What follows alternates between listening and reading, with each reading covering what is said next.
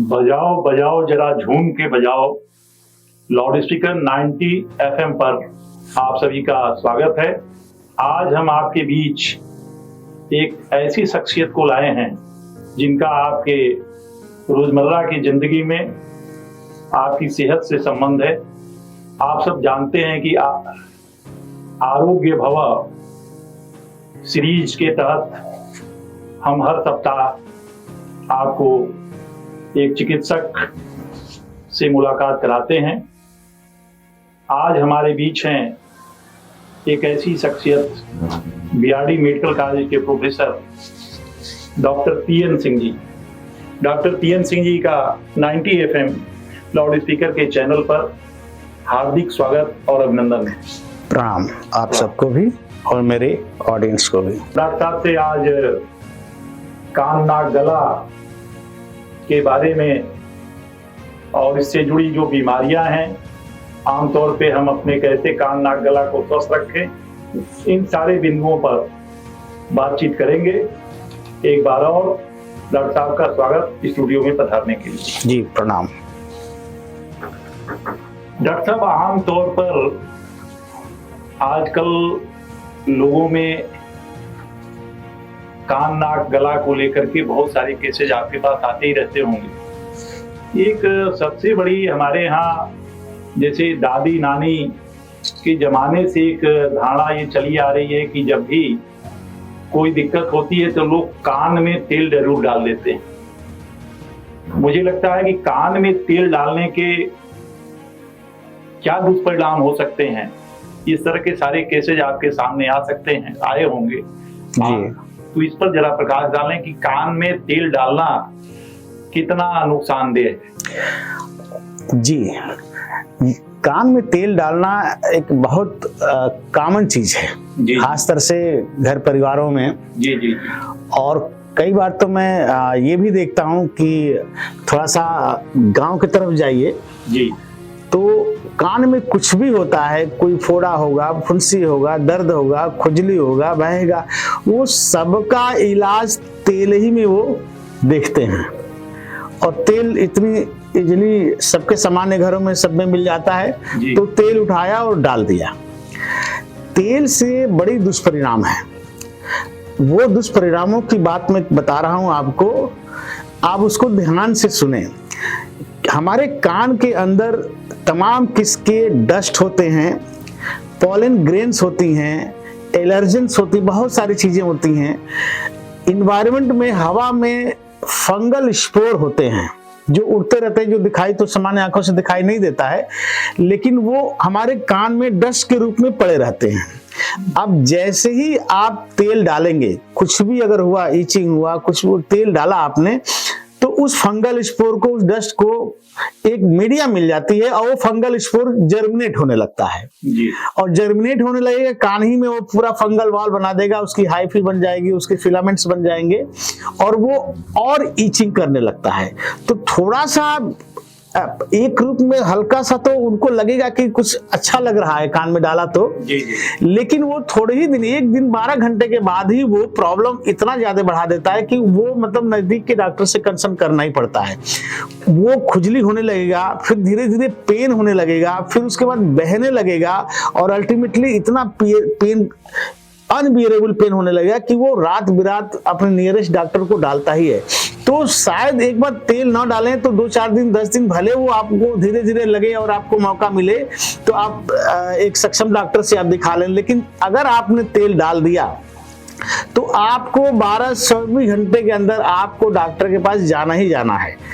इतना वो तेज दर्द करने लगता है या बहने लगता है या खुजली होने लगता है। तेल केवल एक किस्म में डालना चाहिए। जैसे अगर रात में कोई चींटी चली गई, कोई पतिंगा चला गया, कोई कीड़ा कान में चला गया, अब वो पहुंच करके अब वो कान में काटने लगा, बहुत दर्द होता है। अब रात को 12 बजे 1 बजे आपको कोई डॉक्टर मिला नहीं तो आप क्या करेंगे? पेशेंट अस्पताल में इमरजेंसी में बिल्कुल कान को दबा करके पहुंचते हैं। ऐसे में ही मैं आपको बता रहा हूं कि अगर वो नहीं निकला है तो वैसे में आप जो सरसों का तेल है वो थोड़ा सा डाल सकते हैं। लेकिन ये भी तेल अंतिम विकल्प है। अगर आपके घर में क्लोरोफार्म है, स्प्रिट है, तो पहले डालें। क्लोरोफार्म हम लोग एनेस्थीसिया के लिए यूज करते हैं, वो बेहोश कर देता है, अपना मर भी जाता है। लेकिन वो नहीं है तो स्प्रिट डाल सकते हैं, उससे भी वो थोड़ा बहुत बेहोश हो जाएगा, शांत हो जाएगा। अगर वो नहीं है तो तेल है, तेल डालने से उसके जो पाँव है, पंख है, वो चिपक जाता है और एक जगह वो चुपचाप शांत हो जाता है और आपको फिर वो रात कट जाती है। और नेक्स्ट टाइम अगर आपको तकलीफ हुआ तो आप डॉक्टर को कंसल्ट किया तो चले आए। तेल वहां भी नहीं डालना चाहिए जहां पे कान किसी का बहता हो, अदरवाइज वो जितना भी गंदगी है, जितनी इन्फेक्शन है, वो सीधे वो तेल के साथ साथ वो मिडिल ईयर में चला जाएगा, तो वो और प्रॉब्लम करता है। तो तेल नहीं डालना चाहिए। लेकिन हमने ये देखा है कि कहा जाता है ना, एक देहात में भाषा होती है, खरबिरौआ दवा, जो किसी ने बता दिया उसी को डाल दिया। अब आपको मैं बता रहा हूँ, 2-4 नाम ले रहा हूँ, ऐसे बीसियों की लिस्ट है कि लोग कान में क्या क्या डाल देते हैं। भेंगरैया का रस तोड़ेंगे, निचोड़ेंगे, उसे डाल देंगे। तुलसी का रस निकालेंगे, उसका डाल देंगे। गेंदा का रस निकालेंगे, उसका डाल देंगे। कुछ नहीं होगा तो सिंदूर डाल देंगे। अब सिंदूर एक ऐसी चीज है कि आपने अगर कान बह रहा है और सिंदूर डाल दिया तो जा करके सीमेंट जैसे बिल्कुल वो पैक्ड कर देती है और 2-3 दिन के लिए जो बहा वो बाहर नहीं निकला तो वो समझता है कि हमारा कान बहना बंद हो गया, जबकि वो उसी में कलेक्ट होने लगता है। और उसके बाद 4-5 दिन 7 दिन के बाद, जब उसकी भी एक कैपेसिटी है, उसके बाद वो इतना दर्द करने लगता है कि वो फिर डॉक्टर को कंसल्ट करता है। अब सिंदूर डालने का ये हो कि वो जा करके जम करके बिल्कुल पत्थर जैसे कान के अंदर बन जाता है, तो इजीली वो निकल भी नहीं पाता है। तो मैं अपने दर्शकों से, अपने ऑडियंस से ये कहूंगा कि तेल बिल्कुल ना डालें कान में। इवन तो मैंने तो कई बार सुना, मुझे हंसी भी थोड़ी आ जाती है कि किसी ने सुरती का पानी भगाया, जो तंबाकू लोग खाते हैं, और उस पानी को डाल दिया। ऐसे ऐसे आप सुनेंगे, सुने भी नहीं रहेंगे जो चीजें लोग कान में डाल देते हैं। तो तेल का तो बड़ा कॉमन है, लेकिन तेल कब डालना चाहिए? जब कोई लिविंग क्रिएचर, कोई कीड़ा फतिंगा, चींटी अगर कान में घुस गई है, आपको डॉक्टर नहीं मिल रहा है इमरजेंसी में, तब वो तेल डालेंगे। उस तेल से थोड़ा वो शांत हो जाएगा, आपको टाइम मिल जाएगा और फिर वो नेक्स्ट डे डॉक्टर के पास कंसल्ट करके उसको निकाला जा सकता है। जी जी, डॉक्टर साहब ने ये तेल को लेकर के वाकई एक बहुत बड़ी भ्रांति है और मुझे लगता है कि हमारे जो व्यूअर्स इसको सुन रहे हैं, देख रहे हैं, आज के बाद से ये अपने घरों में ये संदेश डॉक्टर साहब का जाएगा। एक नाक में जैसे लोगों को मस्सा हो जाता है, इससे भी मैंने देखा है कि लोग काफी परेशान रहते हैं। कुछ लोग उसको नोच देते हैं, कुछ और अपने उपाय करते हैं। ये सब चीजें जो की जाती हैं, क्या डॉक्टर से या अपने इस तरह से करना कितना, ये सब इसमें लोगों को थोड़ा जागरूक करना चाहिए। जी, नाक में मस्सा तभी होता है कि जब आप बार बार किसी चीज को छेड़े। आपको बड़ी सिंपल एक सामान्य भाषा में बता रहा हूं कि अगर कोई फुंसी अगर आपके फेस पे है और आपने उसको नखोरना शुरू किया तो धीरे धीरे वो विकराल फोड़ा का रूप ले लेता है। नाक में भी अगर कुछ चीजें हैं, इचिंग हुई, आपने उसको नोचने लगे या प्रॉब्लम करने लगे आप, तो वो वहां पे वो बढ़ने लगता है। क्यों बढ़ता है? क्योंकि जब भी हम नाक डालेंगे तो आप ध्यान रखें, किसी को, मैं कभी सुना ही नहीं है कि कोई व्यक्ति नाक में उंगली डाल रहा है, पहले गया साबुन से डेटॉल से हाथ साफ किया और तब उंगली लगाया नाक में, ऐसा कभी नहीं सुनने को मिला। तो आप जहां पे रहेंगे नाक में खुजली होगा और नाक पे उंगली डाल करके, और वो इन्फेक्शन को इधर से आप सपोज करके इधर इन्फेक्शन है तो इधर से निकाला तो इधर भी पहुंचाया। तो आप इस चीज को पूरे के पूरे आप नाक पे, यहाँ तक कि अपर लिप पे, मेडिकल भाषा में उसको वेस्टिबुलाइटिस बोलते हैं, आप हेयर टूट जाता है नाक के अंदर, जो है मसलते रहते हैं, आप नोचते तो हेयर टूट जाता है। अब हेयर की फॉलिकल में इन्फेक्शन अगर हो गया तो वो लंबे समय तक डॉर्मेंट फेज में बना रहता है। जब भी अगर कुछ उसको फेवरेबल टाइम मिलेगा, मीडिया मिलेगा, वो फिर वहां पे हो जाएगा। तो नाक पे उंगली डालना एक बहुत ही बैड हैबिट कह लीजिए हमारे बीच में है, उसको बिल्कुल नहीं डालनी चाहिए। अगर आपका नाक सूखता है तो बहुत सारे मेडिसिन है, नेजो क्लियर ड्रॉप आती है, जेल आता है, कुछ नहीं आता है तो नारियल का तेल आता है, वो डाल दें जिससे कि वो नाक गीला रहे आपका और आप उसको जरूरत ना पड़े फिंगर डालने की। लेकिन अगर हो गया फुंसी वहां पे, अगर इन्फेक्ट हो गया तो आप कोई भी एंटीसेप्टिक मलहम लगा लें, और अगर फिर भी आपको प्रॉब्लम करता है तो आप फिर नियरेस्ट डॉक्टर से किसी अस्पताल में जाकर के उसे जरूर कंसल्ट करें, क्योंकि ये नाक से होते हुए और लिप तक ये बहुत प्रॉब्लम करता है। और हम लोग मेडिकल में पढ़ते हैं और पढ़ाए हैं कि नाक का ये जो फेस होता है अपर लिप से लेकर के नाक से, ये एक डेंजरस एरिया होता है। इसका सीधा कनेक्शन ब्रेन से होता है, तो यहाँ का इन्फेक्शन सीधा ब्रेन में जाता है।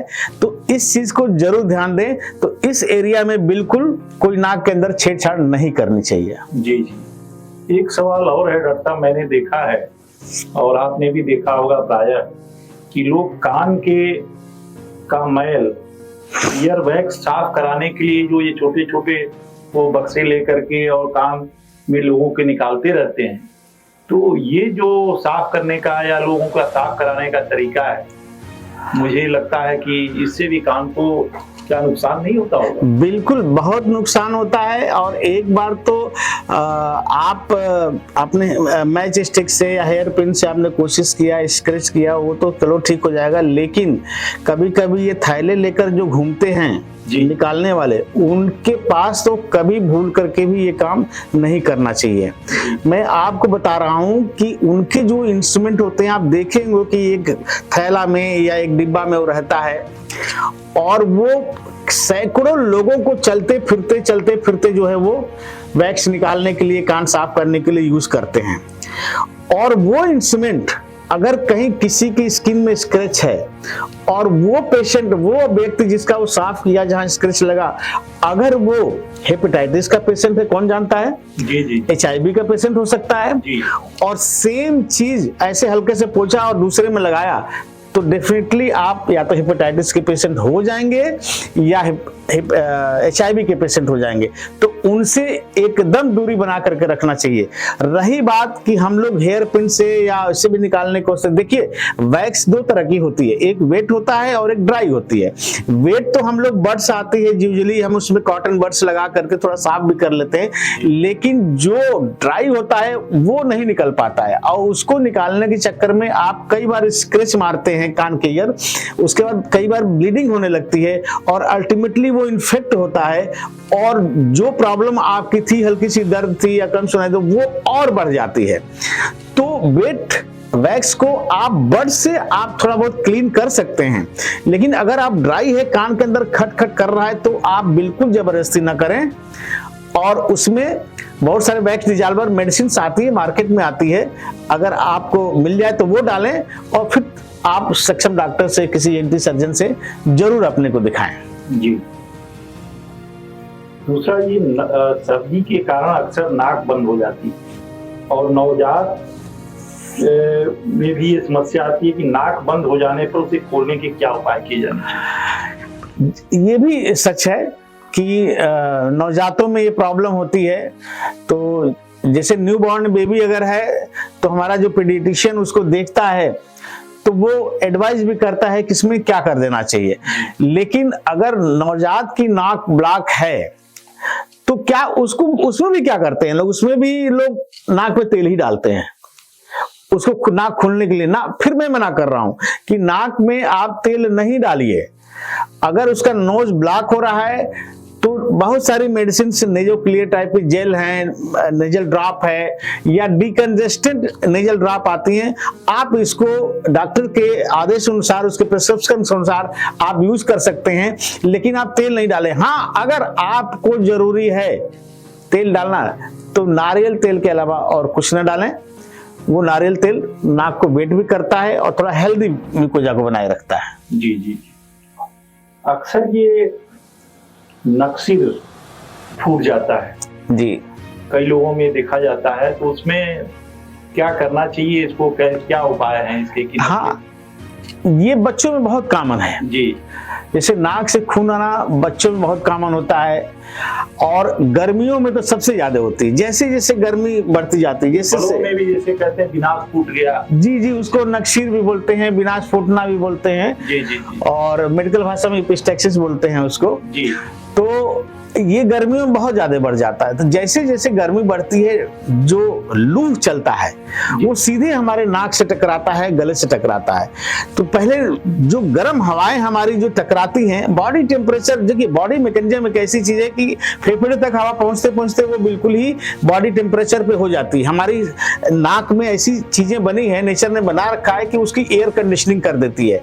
लेकिन जब अधिकतम ड्राई वेव होती है, जो पूरी एयर कंडीशनिंग नहीं हुई और सीधे गर्म हमारे नाक में पहुंची, गले में पहुंची, तो वो आपके नाक में ड्राइनेस पैदा करता है। जब ड्राइनेस पैदा करेगा तो पपड़ी बनेगी नाक में।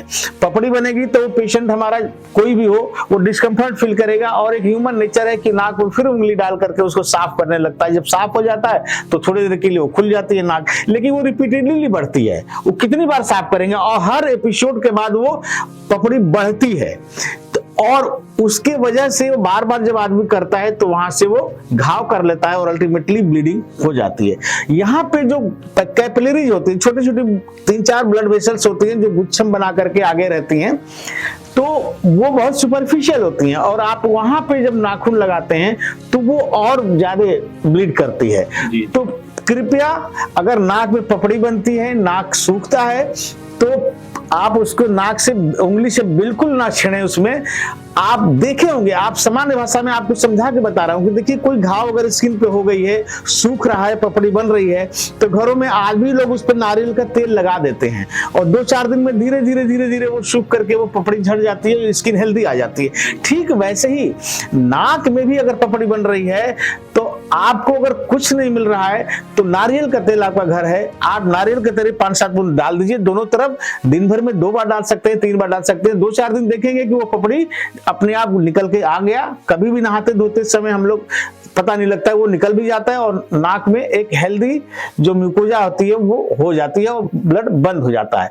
फिर अगर ब्लड आ ही गया और रात में आ गया, ब्लड में आ गया, तो क्या करेंगे उसको रोकने के लिए? भाई पपड़ी बनती है तो नारियल का तेल तब डालेंगे जब नाक सूख रहा है, पपड़ी बन। लेकिन अगर ब्लीडिंग होने लगी, नाक से खून आने लगी और रात में आने लगी, आपको समय नहीं है, तो क्या करेंगे? तो उस बच्चे का नाक को जो थोड़ा सा पिंच करके बैठा दें, सीधे थोड़ा आगे झुका दें और मुंह खोल के सांस ले और संभव हो तो फ्रिज में बर्फ निकालें, थोड़ा रुमाल में रखें, ऊपर थोड़ा सा हल्का सा उसको सेक करें। वो छोटे मोटे ब्लीडिंग वैसे ही बंद हो जाती घड़ी में, वो कोई चिंता की बात नहीं है। लेकिन अगर सीवियर ब्लीडिंग है तो फिर आपको डॉक्टर से कंसल्ट करना चाहिए। डॉक्टर साहब, अभी तो आपने नाक कान की हम लोग बात कर चुके, गले में अक्सर लोगों के जैसे खराश या कुछ लोग कहते हैं अरे कांटा सा चुभ रहा है, तो ये जो समस्याएं आती हैं उसमें क्या करना चाहिए और क्यों इस तरह की दिक्कतें आती हैं आपको? अगर मूल रूप से देखें तो इसका भी कारण आजकल ये दोनों चीजें बहुत ज्यादा आ रही हैं, नक्सीर की भी आ रही हैं और गले का जो सूखने की शिकायत, खिंच शिकायत, कांटा जैसे कुछ यहाँ फंसा है डॉक्टर साहब, ना नीचे जा रहा है ना ऊपर जा रहा है, यही फंसा है। तो ऐसे पेशेंटों की संख्या बढ़ी हुई है। अब कारण ये है कि ये हर सीजन में बढ़ जाता है, गर्मी के सीजन में। कारण ये है कि इसका ड्राई जो वेव चलती है, लू वाली हवा चलती है, वो ड्राइनेस करती है। तो उसी तरह से वही चीजें जो अगर हमारे गले में भी जाती हैं, टकराती हैं, तो गला भी सूखता है। जब गला सूखेगा तो उस हिसाब से हमारी बॉडी सलाइवेशन को नहीं प्रोड्यूस कर पाती है और बहुत ज्यादा गर्मी होती है तो वो जो म्यूकोजा होती है वो भी थोड़ी अनहेल्दी होने लगती हैं। तो जब उतना सलाइवेशन नहीं बन पाता है और गला सूख जाता है तो वो फीलिंग महसूस होती है कि यहाँ पे कुछ फंसा हुआ। तो सूखा हुआ गले का जो म्यूकोजा लेयर है वो आपको वो फीलिंग दी कि कुछ ना कुछ इसमें फंसा हुआ है। एक फॉरेन बॉडी सेंसेशन आपको हमेशा देता रहेगा। और उसमें क्या करता है हमारा पेशेंट, हमारा कि बार बार उसको खखार के उसको थ्रोट क्लियर करता है। जितना खखारेगा उतनी ही वो प्रॉब्लम फिर दोबारा बनेगी। उसको लगेगा कि हाँ बलगम निकल गया, तो मुश्किल से 30 सेकंड के लिए उसको फीलिंग थोड़ी सी रिलीफ महसूस होगी, लेकिन वो 30 सेकंड आधे मिनट बाद फिर वो सही फीलिंग महसूस होगी और पिछली बार से वो ज्यादा महसूस होगी। और कभी कभी तो इतना आता है कि अभी हम नाक की नक्सीर की बात करते हैं, जब बहुत वायलेंटली आदमी खखारने लगता है, थूकने लगता है, तो उसके खखार में, बलगम में भी ब्लड आने लगता है। तब वो पेशेंट पैनिक हो जाता है और फिर डॉक्टर के पास आता है। तो फोर्सफुल बिल्कुल खखारना नहीं चाहिए। आपको मैं इतनी चाह रहा हूं कि जितना मैक्सिमम ज्यादा पानी पी सके वो पिए और आप मास्क लगा के चलें। अगर आप हेलमेट लगा सकते हैं तो बहुत अच्छी बात है। हेलमेट आपको एक आरटीए में भी बहुत सेव करता है। कानों को, गले को, मुंह को बिल्कुल आपकी लू से बचाता है। अगर आप हेलमेट नहीं लगा सकते हैं तो मास्क लगाएं, वो आपको काफी सेव करेगा। एक समस्या और आती है कि उम्र बढ़ने के साथ लोगों की श्रवण शक्ति, सुनने की क्षमता पर असर पड़ने लगता है। क्या इसका उम्र से कोई रिलेशन है या कोई बीमारी है? जी, ये एक नेचुरल रूप है जी। जैसे जैसे उम्र बढ़ती है, हर सेल्स की, जैसे हमारी एज एक निश्चित है जी, एक तय है, उससे 2-4 साल आगे पीछे आदमी जी सकता है, उसी तरह से हमारे शरीर की सेल्स भी उनकी उम्र होती है। तो ये एक नेचुरल प्रोसेस। जैसे जैसे उम्र बढ़ती है उसको थोड़ा विजन कम होने लगेगा, सुनाई देने लगेगा, चलने फिरने में हल्की सी उसको प्रॉब्लम आने लगेगी, कुछ कंपन टाइप की आ जाएगी, हल्की सी, और 85 के ऊपर गया तो मेमोरी लॉस की प्रॉब्लम आने लगती है। ये सारी चीजें एक नेचुरल प्रोसेस है। आप इसको किसी भी दवा से खत्म तो नहीं कर सकते हैं, जो प्राकृतिक चीजें उसको खत्म नहीं कर सकते, लेकिन हाँ, अच्छे एफर्ट से, अच्छे डाइटरी डिसिप्लिन से, अच्छे प्रोटीनस डाइट से लेकर के, अच्छे वेजिटेबल्स से लेकर, फ्रूट्स से लेकर के, इन सबको मिनिमाइज किया जा सकता है, लेकिन कंप्लीटली रोका नहीं जा सकती। तो मैं अपने ऑडियंस को सलाह दूंगा कि सीजनल जो वेजिटेबल्स हैं उसका खूब प्रयोग करें, फ्रूट्स खूब प्रयोग करें, अच्छे क्वालिटी की प्रोटीन यूज करें। अगर आप ड्राई फ्रूट्स में अखरोट वगैरह अगर आप सक्षम हैं, अगर ले सकते हैं तो ये बहुत अच्छी चीज है, उसको लेना चाहिए। अब होती क्या है कि जैसे जैसे उम्र बढ़ता है तो हर शरीर के अंग को, जो 22-25 साल की उम्र में ब्लड उसको मिलता है न्यूट्रिशन, वो 70 साल 80 साल की उम्र में नहीं मिलती है। कारण कि छोटी छोटी कैपिलरीज होती हैं, उसमें लिपिड का डिपोजिशन होता है, कोलेस्ट्रॉल का डिपोजिशन होने लगता है, तो वो ल्यूमेन कम होने लगता है और उतनी ब्लड वहां तक नहीं पहुंच पाती है। ये एक एजिंग फैक्टर है। आप इसको केवल मिनिमाइज कर सकते हैं, आप इसको रोक नहीं सकते हैं। जी जी।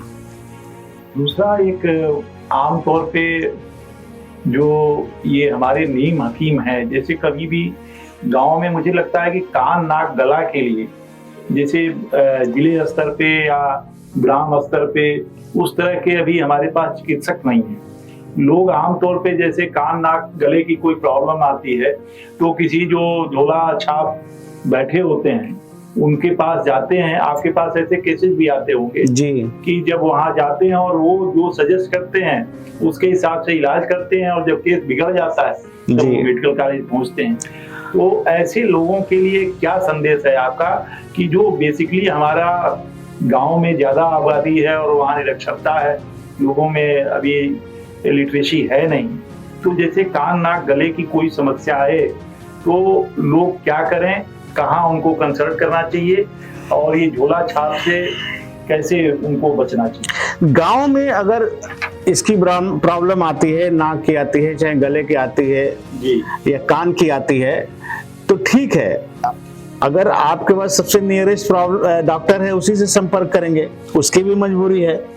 वो रात को अगर गया तो वो अपने डॉक्टर से फोन किया तो वो घर पे भी आके इलाज कर देता है, ये तो एक सत्य है, इसमें कोई झुटलाने की बात नहीं है जी। लेकिन अगर कान की अगर प्रॉब्लम आ रही है तो ठीक है, कोई वो आपको दर्द हो रहा है तो पेन किलर दे दिया, कोई ड्रॉप दे दिया, आप उसको डाल लें, पेन किलर ले लें, थोड़ा राहत मिल जाएगी। लेकिन अगर कोई भी वो इंस्ट्रूमेंटल इंटरवेंशन अगर करता है कान में, तो मैं आपको सलाह नहीं दूंगा कि आप उससे कान के अंदर कोई भी इंस्ट्रूमेंट डालने की, कोई स्क्रैच करने की, कुछ उस करने की, या उसको क्लीन करने के नाम पे उससे वो चीज न कराएं। हाँ, ये ड्रॉप दे रहा है, ले लीजिए, कोई बात नहीं है, पेन किलर दे रहा है, ले लीजिए, और आपको रिलीफ मिल जाता है तो भी ठीक, नहीं मिलता है तो नेक्स्ट डे आपको फिर एक एक्सपर्ट जो ईएनटी सर्जन है नियरेस्ट जो है आपको, उससे आपको जरूर कंसल्ट करना चाहिए। लेकिन सर्जिकल इंटरवेंशन कोई भी इंस्ट्रूमेंटल होती है उसमें अप्लाई करता है वो डॉक्टर, तो उसको आप मना करें। जी जी। एक बच्चों में बहुत कॉमन प्रॉब्लम आती है कान बहने की। कान बहने के क्या कारण? कान बहने के वैसे तो बहुत सारे कारण हैं, लेकिन जो सबसे कॉमन कारण होता है कि देखिए, हमारे नाक को और कान को जोड़ने वाली एक नली होती है जी, जिसको हम यूस्टेकियन ट्यूब कहते हैं। और बच्चों में वो ट्यूब जो होती है एडल्ट के हिसाब से बहुत छोटा होती है और वाइड होती है। मतलब अगर 36 मिलीमीटर का अगर उसकी लेंथ हमारे में है एडल्ट में, तो बच्चों में वो 18 मिलीमीटर का, मतलब आधा से भी कम होती है। लेकिन अगर डायमीटर में देखेंगे कि अगर एडल्ट में अगर 4 mm की अगर डायमीटर है 2 mm, तो उसमें डायमीटर 8 mm 10 mm, मतलब वाइड भी होती है और शॉर्ट भी होती है। तो जब भी बच्चा माँ उसको दूध पिलाती है, पॉस्चर से उसका बड़ा रिलेशन है। जैसे ही बच्चे को माँ दूध पिलाती है, सपोज करिए, और लेट के दूध पिलाती है, तो जब लेट के दूध पिलाती है या रात को साइड में करवट होगी या बच्चा साथ में माँ का दूध अगर ले रहा है, पी रहा है, तो वाइड और शॉर्ट ट्यूब होने की वजह से कुछ दूध का हिस्सा जो है माँ का या वैसे जो बॉटल होती है वो उसके मिडिल ईयर में पहुंच जाता है, जी। गले से। जी। और जैसे ही वो मिडिल ईयर में पहुंचेगा तो मिडिल ईयर एक स्पेस है जो बिल्कुल एसेप्टिक जोन है, वहां पे हवा और कुछ मिडिल ईयर स्ट्रक्चर के अलावा और कुछ नहीं है। तो दूध तो उसके लिए बिल्कुल एक फॉरेन बॉडी हुआ, और जैसे ही वो गया मिडिल ईयर में, वो इन्फेक्ट किया। इन्फेक्ट करने के बाद धीरे धीरे वो दर्द होगा, और दर्द होगा तो बच्चा कैसे बताएगा? वो अगर कुछ समझदार बच्चा है तो बता दे कि मामा मेरे कान में दर्द हो रहा है, लेकिन अगर बिल्कुल न्यू बॉर्न बेबी है, महीना 2 महीने का 3 महीने का, वो कैसे करेगा? तो आप हमेशा ध्यान दीजिए कि वो बच्चा हमेशा कान के पास अपना हाथ ले जाकर के ऐसे ऐसे मारेगा या कुछ टच करे। तो अगर एजुकेटेड मदर है तो वो समझ जाता है कि हो ना हो कुछ कान में प्रॉब्लम है, तो वो तुरंत अपने डॉक्टर से मिल रही। तो मैं सलाह देता हूं कि बच्चे में अब ही हुआ कि जैसे दर्द हुआ तो तेल डाल दिया, तो तेल बिल्कुल नहीं डालना चाहिए। और बच्चे को लेट करके दूध बिल्कुल ना पिलावें, भले रात में ही आपको उठना पड़े, आप गोदी में लें, थोड़ा सर उसका ऊपर रहे, आप दूध पिलावें, दूध पिलाने के बाद थोड़ा सा थपकी दे दें, फिर उसको सुलावें। तो बच्चों को पालना एक कठिन काम तो है ही है, लेकिन आप कतई मैं एक विषय से हट करके एक चीज बता रहा हूं कि सिट्स एक बड़ा सिंड्रोम होता है। बच्चा अच्छा खासा सोया है, पिया है, सब कोई आराम से, मदर भी सोई है, 2 महीने का बच्चा है, 1 महीने का बच्चा है, और जाड़े का मौसम है, सपोज करिए सोया है बच्चा, और आपके पास ये ध्यान नहीं है, मदर भी सोया है, बच्चा भी सोया है, और कभी कभी मदर का जो स्तन है वो बच्चे के मुंह पे इतना ज्यादा वो कवर कर देता है कि ना बच्चा मुंह से सांस ले पाया ना नाक से सांस पिलाया, और जब नींद खुली तो बच्चा लगा कि बच्चा अपना करके है ही नहीं है। जी। सडन इन्फेंट सिंड्रोम इसको कहते हैं। तो मदर जो लैक्टेटिंग मदर है हमारी, वो इसको ध्यान दे कि इस बीज को जरूर ध्यान दे कि बच्चा का मुंह जो है, नाक जो है, वो थोड़ा सा फुल रहे, आपसे दूर रहे। ऐसा ना हो कि वो अपना जाए, खास तौर से जाड़े के मौसम में कंबल उड़ा देते हैं, रजाई उड़ा देते हैं, तो उसमें कितना उसको ताकत है, ये बच्चे को उसको इतना भी ताकत नहीं है, और अपना करके वो कई बार मदर के स्तन के भार की वजह से वो ढक देता है उसके नॉस्ट्रिल को, उसके मुंह को, और बच्चा उसमें अपना करके प्राण त्याग देता है। तो सवेरे उसको पता लगता है कि बच्चा है ही नहीं। तो इसको ध्यान दे और बैठ करके दूध पिलावें, तो वो सबसे बड़ा कारण होता है यूस्ट्रेगियन ट्यूब, जहां से इन्फेक्शन मिडिल ईयर में नाक से या गले से पहुंचता है। दूसरा, बच्चे हैं, कोल्ड होता रहता है, अक्सर कोल्ड होता रहता है, तो कोल्ड भी बहुत आसानी से मिडिल ईयर पहुंच जाता है। तो ये 2 मुख्य कारण होते हैं बच्चों का कान बहने का सबसे ज्यादा। जी। अच्छा, ये बॉटल से जो माताएं दूध पिलाती हैं, तो कभी कभी दूध अगर जो ये कान में चला जाता है तो इससे कोई कानों को नुकसान तो नहीं पहुंचता? बिल्कुल नुकसान, दूध इन्फेक्ट करेगा ना। हमने बताया कि जो मिडिल ईयर कान है वो सेप्टिक जोन है, वहाँ हवा के अलावा और कुछ मिडिल ईयर स्ट्रक्चर के अलावा और कुछ नहीं है। जैसे उसमें दूध पहुंचेगा, अगर 1 ड्रॉप 2 ड्रॉप भी दूध पहुंच गया तो वो उस एरिया को इन्फेक्ट कर देगा। इन्फेक्ट करने के बाद धीरे धीरे वो सारी जो इन्फ्लेमेशन की साइन होती हैं और चीजें होती हैं होने लगी, और अल्टीमेटली उसमें पस बनेगा और कान बहने लगेगा फट करके। और जब पस बनेगा तो बच्चे को फीवर, चाहे हाई ग्रेड हो चाहे लोअर, फीवर जरूर आएगा। तो अगर दर्द के साथ, कान दर्द के साथ अगर फीवर है तो आप समझ लीजिए कि कान दर्द की वजह से ही वो फीवर आ रहा है। और वैसे भी मैं आपको ये भी बता दूं कि अगर बच्चा है नहीं कुछ बता रहा है और रात को बहुत ज्यादा रो रहा है, तो उसके 2 ही कारण होते हैं, या तो उसके पेट में दर्द हो रहा है या उसके कान में दर्द हो रहा है। ये 2 चीजें उसको बेचैन से बिल्कुल फीड भी नहीं करेगा और सोएगा भी नहीं। जी। तो अगर हमने देख लिया, मदर देख लिया, पेरेंट देख लिया कि बच्चे की पोटली ठीक हो रही है, पेट साफ भी है, इसमें तो कोई ज्यादा नहीं लग रहा है, तो फिर एक ही कारण होता है, कान का दर्द। ऐसे में पीडियाट्रिशियन भी नहीं समझ पाते हैं हमारे बहुत सारे कि ये दर्द जो रो रहा है बच्चा, वो कान की वजह से रो रहा है क्या, और उसने दवा दी और दर्द की दवाई दी और तब तक कान बहने लगे। जब कान बहने लगता है तो पीडियाट्रिशियन फिर ENT को रेफर करता है। जी जी। तो बच्चों में जो बिल्कुल बोल नहीं पाते हैं, यही दो कारण होता है, जो फीडिंग को रिफ्यूज करता है और बिल्कुल रोता रहता है, चुप नहीं होता है। दो ही कारण होते हैं, या तो कान में तकलीफ या तो पेट में तकलीफ। जी। इसके अलावा तीसरा कुछ नहीं होता ज्यादा। डॉक्टर साहब, आपने ये सारी जानकारी दी। हमारे यंगस्टर भी हमारे लाउड स्पीकर 90 FM के इस प्रोग्राम को देखते हैं और सुनते रहते हैं और सुन रहे होंगे। आप ये गांव से निकल करके आपने यहाँ तक अपना जो मुकाम बनाया, कहते हैं आज की सुविधाओं के बगैर, लेकिन आपने अभाव में गांव का जीवन और गांव से अपनी पढ़ाई लिखाई करके, तो हम ये चाहते हैं कि बहुत सारे लड़के मेडिकल की तैयारी हैं, यंगस्टर आज का हताश है, थोड़ा सा कई एक परिस्थितियां हैं जिसमें वो, तो आप उनके लिए क्या संदेश देना चाहेंगे कि ऐसे लड़के जो मेडिकल की तैयारी कर रहे हैं और आप लोगों ने वो जीवन देखा है जो बहुत कठिन रहा है, आपको कोई आपका गॉडफादर नहीं था, आपके परिवार में कोई डॉक्टर नहीं था, तो कैसे आप यहाँ तक पहुंचे, एक थोड़ा सा संक्षिप्त रूप से आप इस पर प्रकाश डालेंगे। मैं, आपने बता ही दिए हैं कि मैंने एक छोटे से गांव से निकला वहां से जी, और अपने गांव के ही पास इंटर कॉलेज से जो लोअर क्लास पढ़ाई हुई थी, और कंप्लीटली ABCD हम लोग 6 से शुरू किए थे लिखना। जी जी। तो हिंदी मीडियम से ही हम लोग पढ़ करके आए थे। जी। जब वहां से पहली बार मैं गोरखपुर में आया तो BSc में एडमिशन लिया।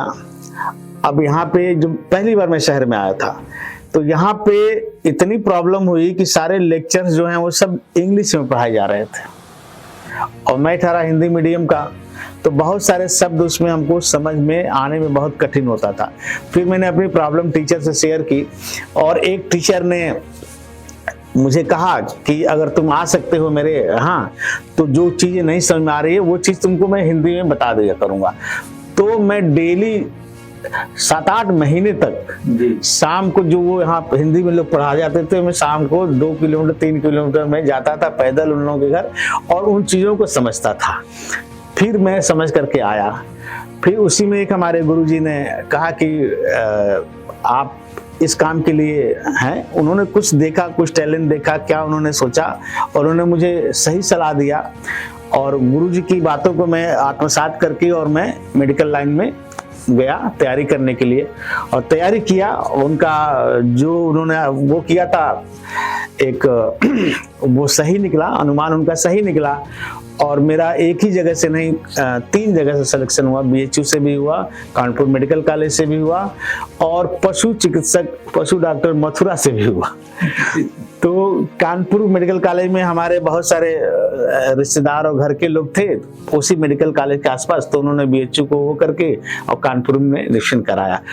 तो परिश्रम तो आपको करना ही पड़ेगा, बिना परिश्रम को, लक्ष्य को आपको निर्धारित करना होगा, परिश्रम करना ही होगा। और अगर ईमानदारी से आप परिश्रम कर रहे हैं, अपने लक्ष्य के प्रति समर्पित हैं, संकल्पित हैं, तो आपको लक्ष्य हासिल करने से कोई रोक नहीं पाएगा। मेरा यही कहना है। डॉक्टर साहब ने आज कान नाक गला के संबंधित बीमारियों के बारे में, और हमें क्या सामान्य रूप से क्या सजगता बरतनी चाहिए, इस पर बहुत विस्तार से प्रकाश डाला। हम उम्मीद करते हैं कि हमारे देखने और सुनने वालों को आज काफी इससे जानकारी मिली होगी। एक बार और मैं डॉक्टर PN सिंह जी का अपने स्टूडियो में आने के लिए आभार व्यक्त करता हूं, और हम उम्मीद करते हैं कि ये इसी रूप में मरीजों की सेवा करते रहेंगे, और स्वच्छता और पर्यावरण का संरक्षण के काम में भी मनोयोग से लगे रहेंगे। बजाओ बजाओ जरा झूम के बजाओ लाउड स्पीकर 90 FM पर एक बार और। हम किसी और नई शख्सियत को लेकर के अगले हफ्ते मिलेंगे। धन्यवाद। जी जरूर, धन्यवाद, प्रणाम।